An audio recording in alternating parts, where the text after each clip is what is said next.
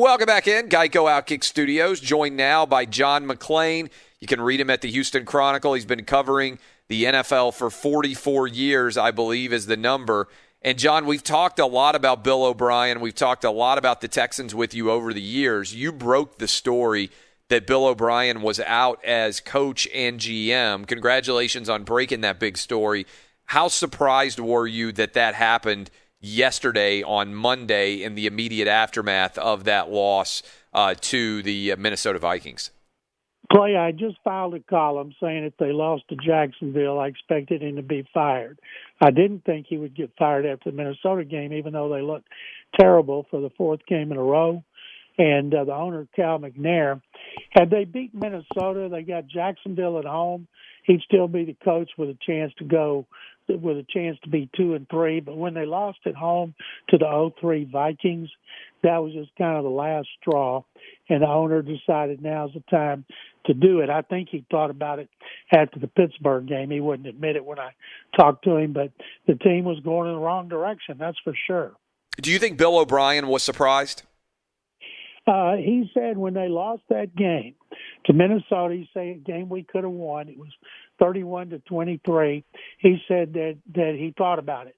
And so he wouldn't say he was surprised, and truthfully, I think based on all the grief he's getting this year, he might be a little bit relieved because, they in the wild card round of the playoffs, they beat Buffalo, came back from a 16-point deficit, beat them, blew that 24-point lead at Kansas City. They're 0-4. Buffalo's 4-0. What's happened to those two franchises? So I think they couldn't. They're last in rushing. They're last in against the run. Defense is tied an all-time franchise record. No turnovers, 4 consecutive games. And they're 0-4 for the first time since 2008. There was no doubt they were going in the wrong direction. So instead of just waiting and risking a loss to the Jaguars, Cal McNair decided to pull the plug and make Romeo Crennel interim coach, and that gives them a head start on scouting out prospects to be the next coach. Who do you think is at the top of Cal McNair's list to potentially be the next head coach of the Houston Texans? I don't think he knows right now, Clay, but I'll tell you who's at the top of my list, be Eric Bieniemy, the Chiefs offensive coordinator, who has done a great job with Patrick Mahomes. Everybody said he was ready last year because they won the Super Bowl. He didn't get a lot of chance to interview. The rules are changed. It just would seem to be a natural. Now, other bad teams will try to hire Bieniemy, I'm guessing, but how many teams can offer him Deshaun Watson and a team that is 1 year removed from a 10-6 record in the second round of the playoffs? It was interesting, John. I watched the end of that game between the Texans and the Vikings. I try to watch as many games as I can, like you do, I'm sure.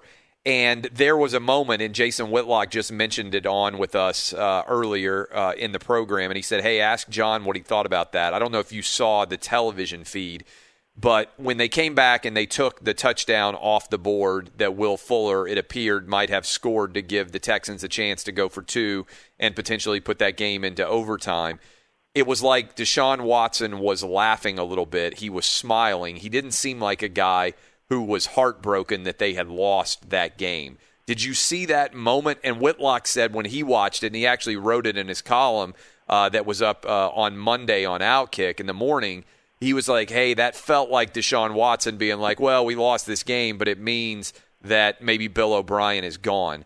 Do you think Deshaun Watson had a relationship with Bill O'Brien where he wanted him to stay? Did you see that interaction? Is there anything to that hypothesis?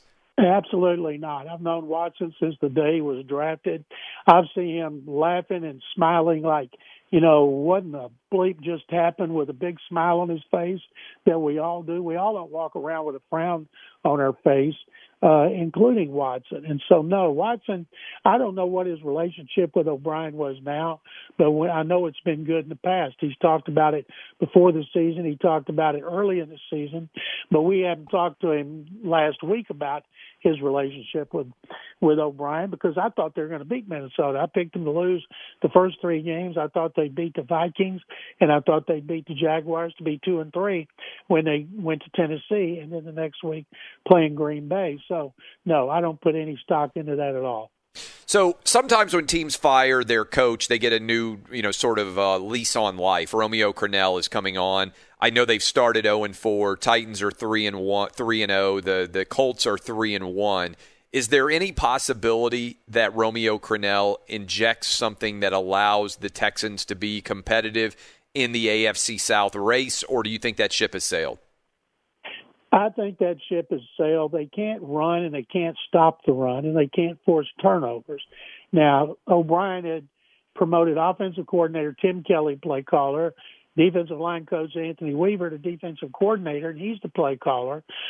Tracy Smith, the former assistant special teams coordinator, is the special teams coordinator. So that's a lot of changes for a team that was 10-6 and won a playoff game.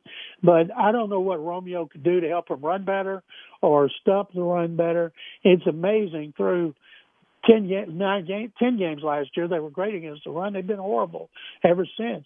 They have not had the ball for 26 minutes in one game this year because the defense can't stop the clock. And then the offense, their only hope is Watson. Watson has played a great first half at Pittsburgh. They led 21-17. He had 2 touchdown passes.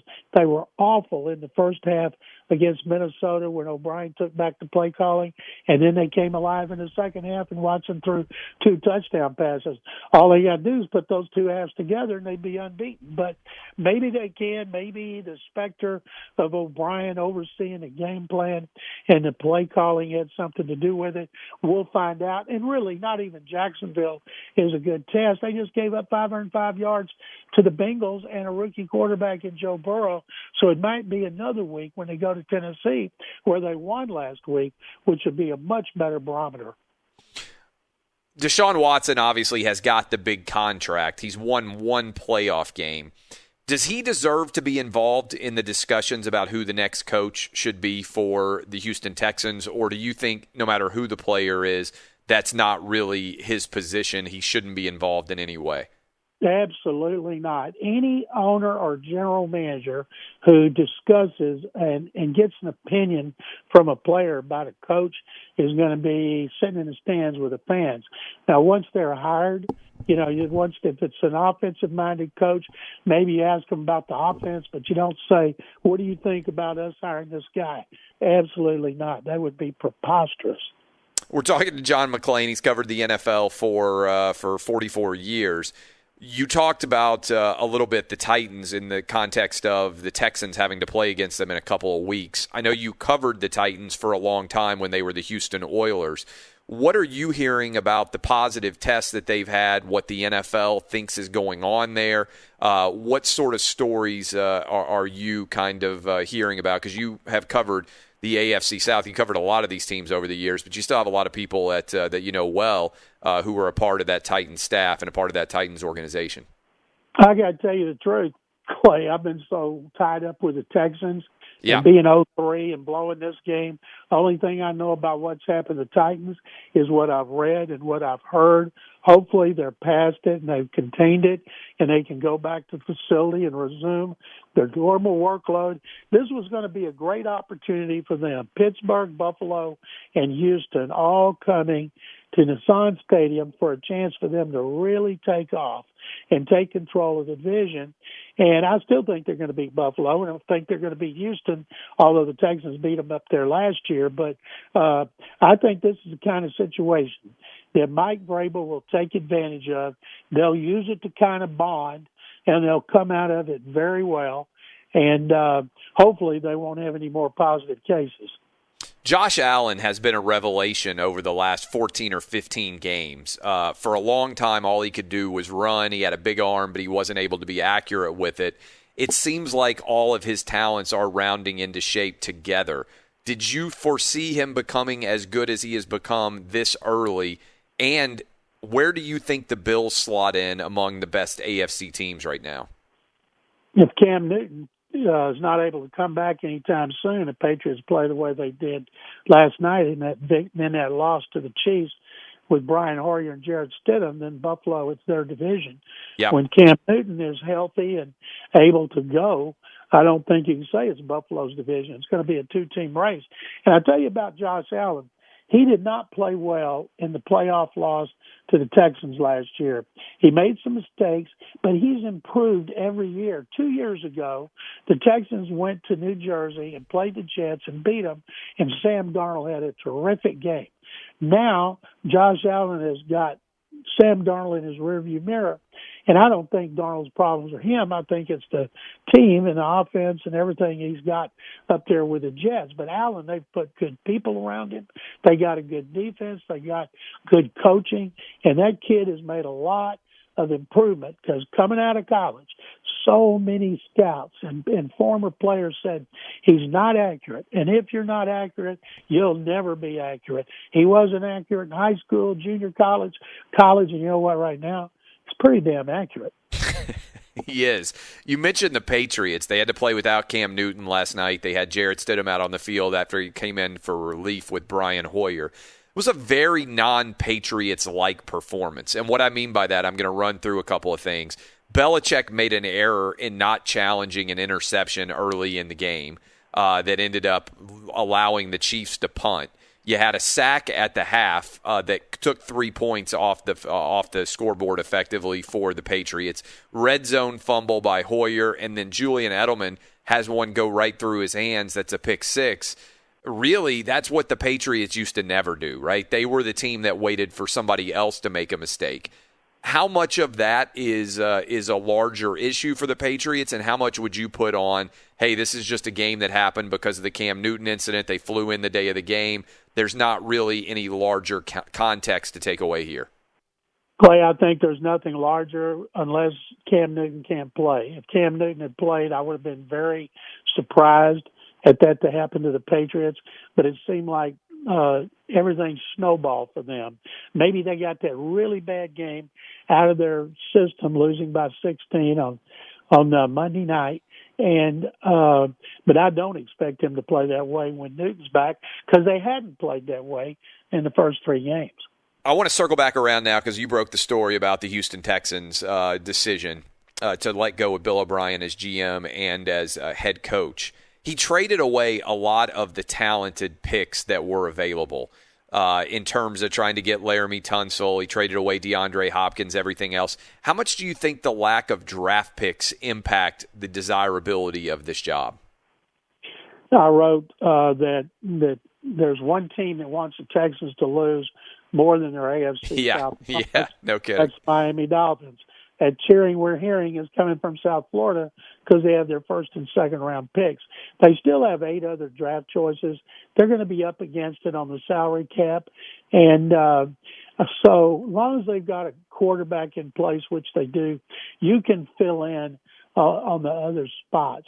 But not just trading DeAndre Hopkins, which might have made a difference in 2 one-score losses against Pittsburgh and Minnesota. But Carlos Hyde, Bill O'Brien elected not to re-sign him because he wanted too much money. And Carlos Hyde rushed for 1,070 yards last year, and they were 19th rushing. Right now they're 32nd. They can't run. And DJ Reader, their nose tackle, they didn't want to pay him $13 a year. They offered him $10. He went to Cincinnati. So their run defense is awful, and Cincinnati's a game and a half better than the Texans. So this team is not like just had bad luck. This team has been bad. I'm sure a lot of it's mental, but you miss tackles. You don't get in your gaps. Make a lot of mental mistakes. They always played hard for O'Brien. They played hard in this game. Went right down to the end. The last play on the touchdown, it was overruled correctly by New York, and so they got beat. But I won't be. They better beat Jacksonville, but then I think they'll be 1-6 going into their bye week because they play at Tennessee and Green Bay. And I'll say this about Bill O'Brien. He'll get another job as a head coach. There's a lot of teams that like to have a head coach won his division for the last 5 years and had only had 1 losing seasons among his first 6. No doubt at all. John McClain, great job breaking that story. Congratulations on continuing to roll at the Houston Chronicle, and we'll continue to follow. I appreciate you coming on the show with us. Clay, it's my pleasure as always. Thank you very much. That's John McClain. You can go read him at McClain_on_NFL. You can read him in the Houston Chronicle every single day.